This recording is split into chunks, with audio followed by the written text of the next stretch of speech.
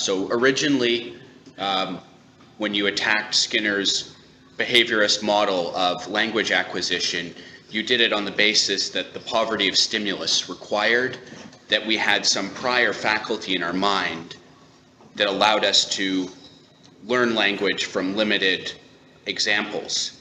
Do you think there's a similar argument or account of a common human morality can be given? And do you have such an account, or do you have an idea of what such an account would look like? Just to respond, if you look at that, as far as the review of Skinner was concerned, almost 95% of it was just running through claims that he was making and arguing that these are totally absurd, based on nothing. I mean, I did at the very end of the review say, look, there's another way of looking at this, which comes out of mainstream biology. Mainstream biology just takes for granted that every capacity, you know, your visual system, your ability to walk, whatever it may be, is based on some genetic property. I mean, that's not even discussed. And that's, in linguistics, it happens to be called poverty of stimulus, but it's universal.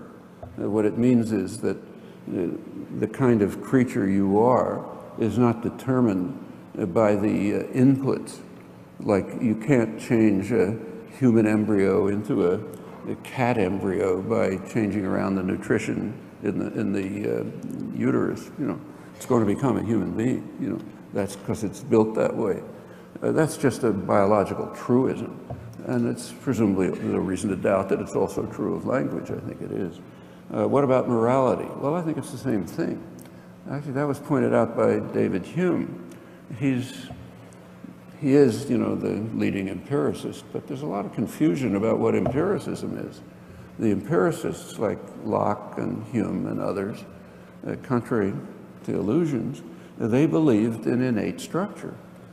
And the reason is they were not idiots. I mean, of course, everything that happens comes out of innate, in a large part out of innate structure.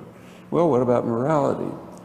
Hume couldn't give much of a proof, but he said, he just made some observations, which are correct. He said, look, we're constantly making moral decisions in new situations, and they're pretty consistent, and other people pretty much comprehend them, and so on. Well, if we're doing that, it must be that we have some principles that are lying behind it. And the principles can't be picked up by induction. And in fact, in his view, nothing can. It's all what he called animal instinct. It's coming from animal instinct. That's what's now called genetic endowment.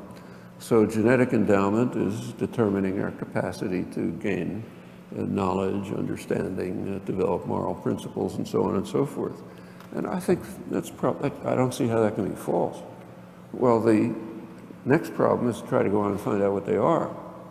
Well, there's plenty of work on that. That's in fact a large part of the content of the classical moral philosophy. And it's picked up again in modern work. For example, John Rawls's famous theory of justice, probably the most influential work in political science, political philosophy in the last century. That's what he does. In fact, he picks a linguistic model, if you look. He says our concept of justice, that part of morality, has to be just like our acquisition of language. And then he discusses parallels.